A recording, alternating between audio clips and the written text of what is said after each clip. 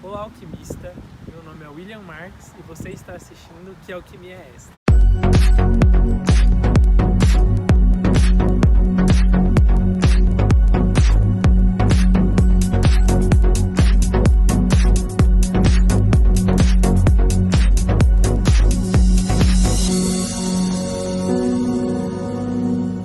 Amor da minha vida.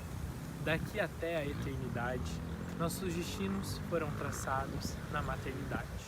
Doença cruel e desenfreada, a AIDS estreou ao mundo em 1981.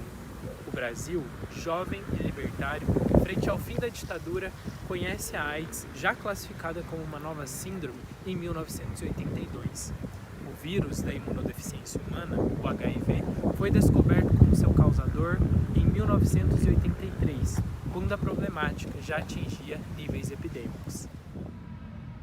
A AIDS adquire então cara, medo, e expõe um de seus maiores sintomas, o preconceito. Inicialmente, ela era chamada de doença dos 5Hs, representando os homossexuais, hemofílicos, haitianos, heroinômanos, usuários de heroína injetáveis, e os hookers, denominação em inglês para os profissionais do sexo, sendo estes o chamado grupo de risco. Essa separação trouxe a ideia de que havia um grupo que não era de risco e, portanto, que estava protegido. Tal concepção fez com que a AIDS fosse vista como a doença do outro, do invertido, do promíscuo, de pessoas que, por algum motivo, mereciam passar pela doença.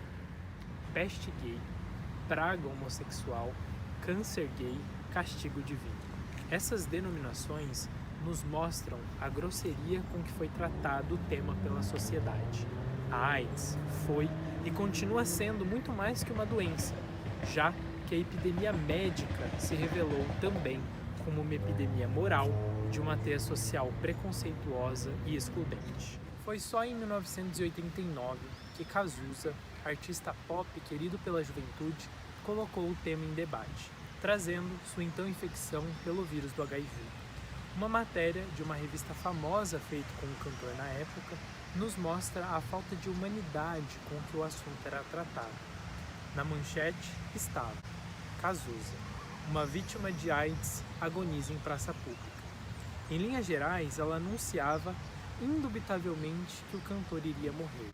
Cazuza morreu em 7 de julho de 1990 em decorrência da AIDS. Em 1994, o escritor Caio Fernando Abreu traz em suas cartas para além dos muros que havia contraído o vírus do HIV. Ele morreu em 1996 também devido à síndrome. Colocar o debate em pauta foi decisivo para os anos 90, período em que começaram a surgir os antirretrovirais, fármacos que dificultam a multiplicação do HIV. Contudo, os medicamentos eram muito caros e é então que vemos a AIDS delimitando também a história da saúde pública brasileira. Em 1996, a aprovação da Lei 9.313 dispunha a distribuição gratuita de medicamentos aos portadores de HIV e doentes de AIDS. Em 2007, um ato histórico ocorreu no Brasil. O então presidente Lula quebrou a patente de um dos antirretrovirais, devido aos preços abusivos e o monopólio detido por aquela empresa, podendo, então, produzir tal medicamento. Entre monopólios, direitos, saúde e preconceito, o HIV acompanhou ao longo de sua história e continua acompanhando os círculos de exclusão. As informações sobre HIV em mulheres só estiveram presentes nos estudos médicos 12 anos após a descoberta da doença. Atualmente, a população negra é a que mais evolui para a AIDS, justamente devido à desigualdade existente no acesso à saúde. Ainda hoje, as pessoas com HIV são tidas como despesas para o Brasil, quando receber os antirretrovirais é um direito constitucional e não um favor prestado pelo Estado. Hoje, o mês de dezembro é conhecido como Dezembro Vermelho, e desde 1988, o Brasil adota o dia 1º de dezembro como Dia Mundial de Luta contra a AIDS. E de lá para cá, o tempo não para. É explícito que a AIDS é, sobretudo, uma doença que atinge os tecidos psicossociais e escancara o preconceito enraizado na sociedade.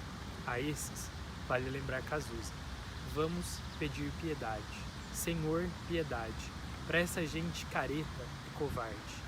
Já Caio Fernando Abreu diz que a vida grita e a luta continua, pois então que continuemos gritando e lutando, exageradamente se assim for preciso, para que o vírus do preconceito seja extinto, com antirretrovirais de humanidade, para que os direitos sejam aumentados e não abolidos, para que o debate sobre o tema seja colocado em pauta, para que as vozes daqueles que foram calados sejam ouvidas e não passem apenas de cartas mandadas para além dos muros.